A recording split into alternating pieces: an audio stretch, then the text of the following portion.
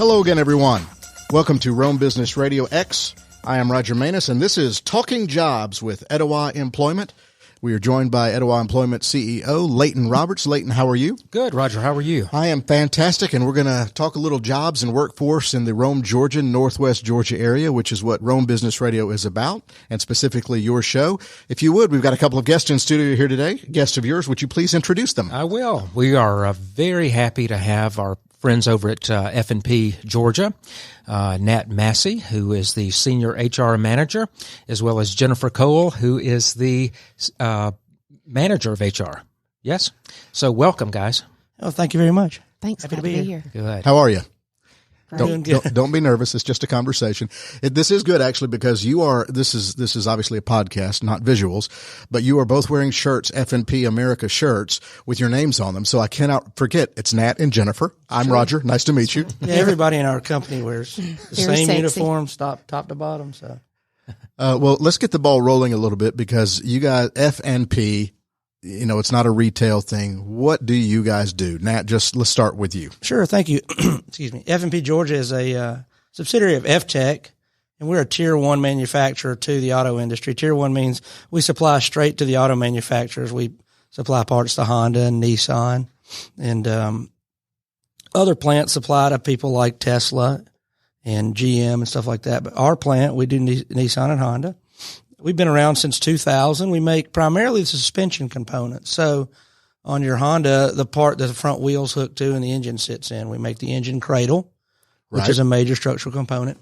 We also make some small stays and stiffeners that sort of hold things together.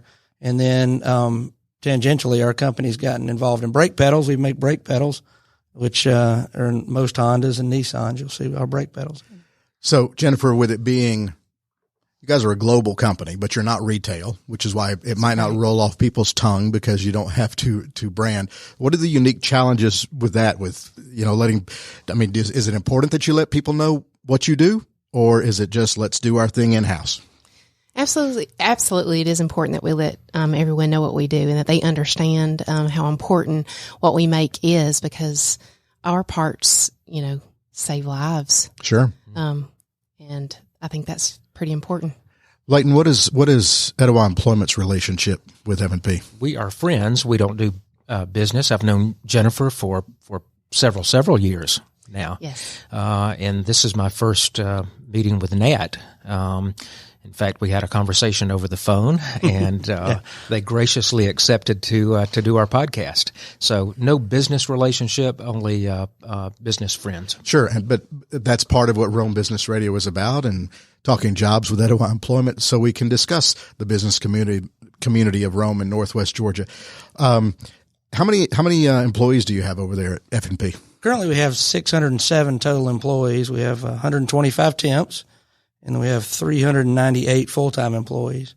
76 are salaried, and then we have 8 expats, expatriated associates, which are employees that come from our parent company in Japan. Jennifer, talk to that relationship if you don't mind. You know, this is, I'm from Rome, small town, USA, but you guys are a subsidiary of an international company that is Japanese in origin. What are the unique challenges there? Well, you have to understand the cultures. There are 2 different cultures, and I think myself, you know, have an appreciation for the Japanese culture. Mm-hmm. I've actually learned a lot over 17 years of working with the Japanese. Very unique individuals, very approachable also. And I think that there are challenges because of of course, language barriers. We do have translators at our company that help, you know, assist our expats, and they really want to be involved with our associates. I think a lot of them are very personable. Again, like I said, they're approachable individuals, and they have sort of a family approach to things. Like they like that that our associates are like family to them. You know, we've really gone full circle as far as the workforce over the past 20 plus years, when if you looked back in the 80s, 90s, we didn't have a lot of international companies here in Rome. And so I guess the Japanese companies were one of the biggest international groups to come to Rome, right? Yeah, we recruited as a the county and the city recruited, like Wada Metals initially came in and had a very delicious restaurant come with them. Excuse me. So, it was nice to sort of open that avenue to the Japanese to roll in. And then we came in 2000, and brought, pretty big wave of group came with the Honda plant when they put that together. So. And now you look at all the Japanese companies that we have in Rome, or let's say a 5-county radius. We have Japanese, we have Italian, we have Belgium companies. And so Rome has really been an attraction for that, almost like a United Nations of businesses. So that speaks volumes for our Chamber of Commerce and attracting different kinds of businesses and different internationalities. It's really neat. I mean, they, again, started 20 years ago, 30 years ago, working really hard to bring in, international companies to kind of build up when the textile market sort of faded away. We needed to fill that void, and so they worked bringing in, the auto industry. Yeah. F&P Georgia has been around since 2000. And so this is kind of a dated question, but I still think you probably see some challenges. How do you import a particular kind of culture, in this case Japanese? How do you import that into Rome, Georgia?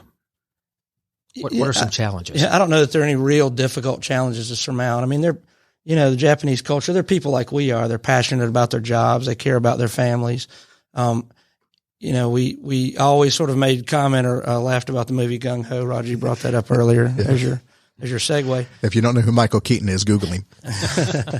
So, but in reality, the actual reality, they want to make a superior product, and culturally, they join a business to stay there their entire lives, which is a little different than we're seeing now culturally, right? True. So, it's interesting the discussions you have. They don't understand why people quit companies. It just doesn't make sense to them. And, you always see that learning period when an expat comes to the U.S. and, they're kind of confronted with our culture and the way we do things. And they're sort of confused and challenged by that. Right. And then they sort of, they get up to speed and, sort of start to understand our ways, for lack of a better word. Mm-hmm. Again, there's no real challenges. They care about what they do. They want to make a great product. We do too. One of the great indicators that we see, with businesses, and especially like F&P Georgia being an employer of choice in this area, 20 years ago, someone would say, well, I work for this Japanese company called F&P of Georgia, or I work for this Italian company called Pirelli. You don't hear that now. So the fact that it is a Japanese company or an Italian company or a Belgian company is not really important anymore around here. What's interesting is originally when I started there in 2004, they sent us to a class to teach us about working with Japanese, and they'd send the Japanese to a class working with Americans. And so the primary thing you take away from that is Japan's an island nation, and everything they do is born from that. So, for example, when we would design a manufacturing space, Americans want a lot of room around them, and we want some, space to move around. The Japanese like things very close at hand. Right. And from a manufacturing perspective, there's some great advantages to that. And they really took Deming's principles after World War II and, the Toyota manufacturing system, and really accelerated that to where they really can manufacture very, very well. Yeah. They do a really good job at it. You said something pretty interesting, and that is they still don't understand turnover. And their culture is a womb to grave type situation. Exactly, yes. And really, if you look at generational differences in the workplace, and we look at baby boomers or mature generation, they pretty much had that womb to grave job mentality. Now we fast forward to the Gen X, the Gen Z, and everybody's eyes get wider when we talk about millennials, and they don't have that that. I don't want to say work ethic. It's a different type. They don't of have work that. ethic. They don't have that viewpoint. That's right. Yeah, that's right. Is that fair to say, Jennifer? Are you finding generational differences in the workforce you're trying to attract?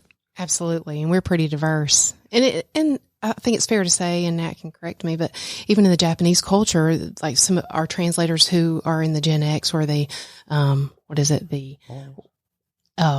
Y generation, right, post millennial. Yes, I lose track. I'm sorry. They are not opposed to moving on and to another company if it's beneficial to them. You know, especially the millennial and Gen X, Gen Y, Gen Z now, they have a mentality. We used to call it, in my generation, we used to call it job hopping, right? Well, they see it as a career matrix. So they'll work several years at one location, and then they'll go somewhere else and take those skills with them, and so on and so forth. So by the time Gen Z retires, if there is such a thing, then they may have 10 jobs, 10 different careers. And there's a great book that was written by a New York firm called Yankovic and Associates, and it's called Rocking the Ages.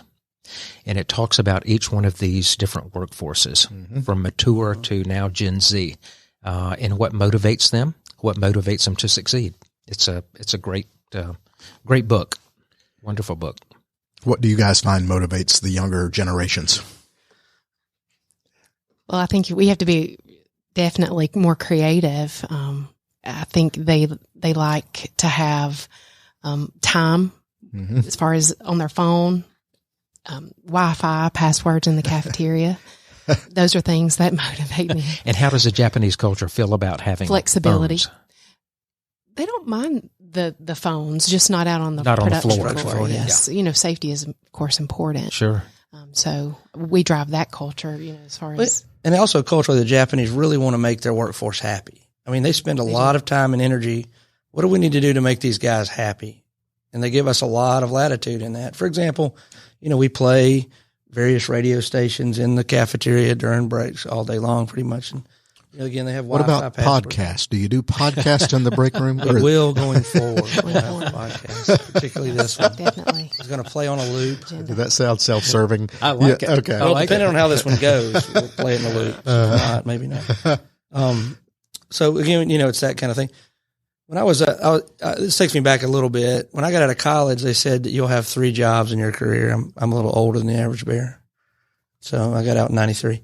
And then they say these guys will have 10 jobs, like you say, in their matrix. Yeah. That are getting out now. So. I can remember being told by somebody, you don't want to bounce from job to job because Exactly, then your yeah. resume looks like this is a unhappy person or somebody who can't work with. But the fact that that's changed, it's, you know, it is what it is. You know, what's interesting Yeah, is it's great. When we interview people now, an older associate, and I won't say Bruce's name out loud, he'll look at somebody's resume, and if they move a lot, it concerns him. Because Bruce has been with the company for 32 years, and, you know, he is a long-term employee. He's a great employee. He's my boss. He's an amazing man. And this will be broadcast during the Right. Yeah. But anyway, he you know, he looks at that and he says, okay, this person's moved a lot. Why have they moved? And he'll ask him, why have you moved so many times? All right. How long have you been with F&P Georgia? I started in 2004. And how long have you, Jennifer? I've been almost 3 years. Okay. So you're there for the long haul. Sure. And you're on the start of the long haul. That's correct. Okay. Did you envision that when you took it? Actually, I did. When you took the job? Yeah, I'd started I went to Berry College, graduated, and then drug my beautiful wife around the Southeast to 2 separate companies and a number of different plants. When we had our children, you know, she said, it's time. We've gone and grown. It's time to go home. So we moved from Nashville, Tennessee, back to Rome after my daughter was born. And I just wanted a place I could, you know, plant roots into and stay forever. So that was my goal. Jennifer, 3 years there, and I plan to stay and retire there, but maybe retire in 10 years and have 17. Jennifer has a background with another Japanese company too, so this is not her first rodeo. That is correct. With a Japanese company. I did work for another Japanese company in the auto industry for about 14 years. And then, you know, sometimes you realize it's time for a change. And it was a good positive change for me. And F&P, I had worked with the previous HR manager for a lot of years. And we networked, benchmarked off one another. And I always admired F&P, the things that they did for their associates. Right. It was different, and they had a lot of fun and gave a lot of money away. Yeah. We were really excited when the opportunity came to get Jennifer on board. It was really exciting for us. when you say associates, Is that an internal nomenclature? Yeah. For employees. Right. That's interesting. And I want to get back to something you said earlier. Y'all have over 600 employees. This actually fascinates me about businesses, and Leighton, maybe you can touch on this as well. When they're not retail, average person on the street like me might not have ever heard of your brand. And then even the brand itself, unless you know, is very generic. F&P Georgia. What does that mean? So just talk about the community impact that you guys, you create all these jobs. That's a lot of food on a lot of tables. That's a lot of taxes being paid by your organization because it is so big, but yet it's quietly big, I guess, to the average citizen. Sure.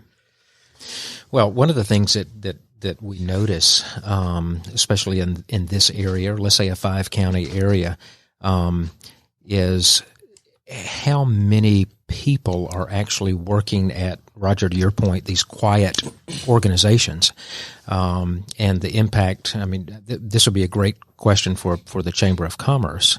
You're impacting 600 plus lives. Not to mention the expats coming over. So I would assume 600 plus families. Mm-hmm. That's right. Yeah, that's right. A lot of food on a lot of tables. Yep. Yeah, that's true. Let's talk briefly about workforce in this area in general, recruiting. What are the challenges there that you've seen, Jennifer? Well, there are many challenges with that, and I think that we have countermeasured that to death. But again, like we were talking earlier, as far as turnover and countermeasures, we have to be creative and think of more interesting ways to attract people to our company. So it has been a challenge. We have made some improvements there. So we know that putting a good face out in the community is important. It's important to our Japanese management also. We participate and actually host an annual 5K charity event every year. Have a lot of our associates that participate in that and work in that, and that kind of gets our name out. And I think that's a positive impact. We also, Nat and I, participate in the College and Career Academy. I'm on the board of directors there. The GRIA, Nat and I are both involved in the Greater Raw Existing Industries Association. That's what GRIA stands for. And we do a lot of work with the chamber as well and try to support them and other organizations such as the YMCA. You look at the unemployment for this area. And when we say this area, we're also talking about even over in Cherokee County, Alabama, Somerville, which is Chattooga County. And all in all, it's about the same. We're talking about a 3% unemployment. Is this the lowest that yes, that you've? Yeah. Since 1969, it's the lowest. Yeah. 69. Yeah. So I had a professor in college that said you'd never see anything below 3.3. Yeah. And then here we're at 3.0. And here we are. Yeah. We years ago when I first started, we didn't have people. We didn't have runners or people to ghost on us. It's a new term, ghosting, where people just disappear. Right. And so we never had that. Maybe once every 6 months, somebody would go to break and not come back. But it's a pretty regular occurrence. We're seeing that.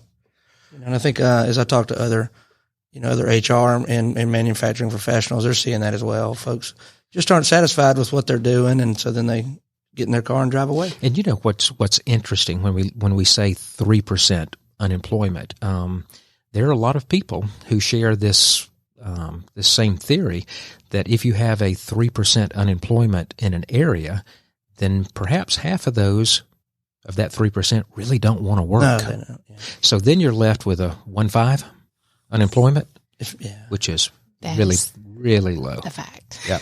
You could even take it far. We're at frictional unemployment. I mean, we're at frictional unemployment. Like there's just nobody out there really wants to. Right. When into specific job categories that F&P Georgia would employ, I mean, what jobs would, a high school or a college skill set, what skill set would be needed for various jobs at F&P? We actually have a very wide range. So we have everything from, an associate just out of high school that could, load and feed a weld cell up to we train them to be certified welders, which is a highly sought after skill. Sure. We have technicians that have gone to school for a long time. very skilled technicians working with very advanced robots and manufacturing systems, hydraulics, electrical. We have facilities groups that will send their teams to training and then train those guys up on things like HVAC and, the kind of building systems that keep the lights on and that kind of thing, power distribution. And then we have, professional management type folks that are accounting and HR professionals and, right. Procurement professionals. So we've got a very wide range at our operation.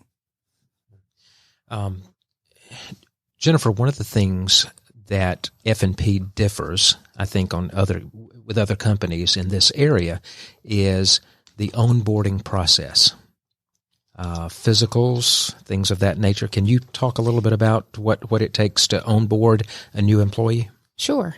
So we have a temp to hire situation in most cases for production. We do have an occupational health program. We have a nurse on site, which is kind of unique to our company. There are a few others that do have that. And so once they are on, part of their onboarding process is a physical drug screen, which our occupational health nurse does the screenings for those. That's on post offers. And after about 520 hours, they're hours and have a job for life if they want it. That's great. And many avenues to be promoted. Mm-hmm. How many F&Ps are there around? I know it's Japanese owned, but there's you mentioned earlier there's Canada, there's yeah, sure. We have there's Canada, there's one in Ohio, Troy, Ohio. There's F&P Mexico, we have one in Mexico. There's another plant in Mexico and another plant in Canada as well that have different names. So let's go back 20 years. Why were we selected? Sure. So Honda decided to build in Lincoln, Alabama, and they came in secretly and bought the land secretly, sort of like Disney did. Mm-hmm. And we did the same thing. Our actual original name that we introduced ourselves to Rome was a manufacturing company called Trojan Horse, which is obviously cleverly named. And it's funny when you look at the original blueprints for our building, it says Trojan Horse Manufacturing on it. Oh, really? Because we didn't want people to know we were the Japanese manufacturing.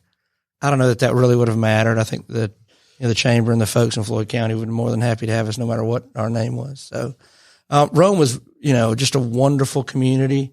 There was a lot of opportunity for hiring at the time. There was a lot of open capacity, and they had the land, great industrial park, which was developed, I think, in the earlier 80s that we're in now. So it's a great industrial park. So we had all the resources that the Trojan Horse Manufacturing needed at the time. So. Leighton, what is your impression of them in the community before I ask them? F&P Georgia has always been an employer of choice. And by that, in our business, in a staffing business, are people coming in, are they asking for, do you have any jobs at F&P? So we view that as an employer of choice and also someone that's simply good to their employees. And so F&P Georgia has a great reputation of that. That's good to hear, isn't it? That is very good. Yeah. We're proud of that. If somebody were interested in applying for a job, do we have contact information or what's the best thing for them to do? Internet, email, whatever? Yes. We, Indeed, they can do that. As far as skilled labor or management positions, engineers, that would be through Indeed, Glassdoor, LinkedIn. Also, for production positions, that North Georgia Staffing is our current provider, so they would need to contact their agency. And Nat, any final thoughts from you? No, we really appreciate this opportunity to talk about our company. We're very proud of it, and hope that it came off well. I think we're 607 really excited folks working really hard. We've got kind of consider ourselves a manufacturing family. We spend most of our day at our waking hours at work, and we want to make that such a really good and wonderful place to work. So we work hard to do that. And it sounds like it is. Jennifer, any final thoughts? Just proud to be a part of F&P. She's much more succinct than that. Loquacious. Well, thank you both, Nat and Jennifer, for being here and sharing your wisdom. Take us out, Leighton. That's music, so you have to say goodbye. Goodbye, everybody. See you next time. We've been talking jobs with Etowah Employment. Thank you. Good job, y'all.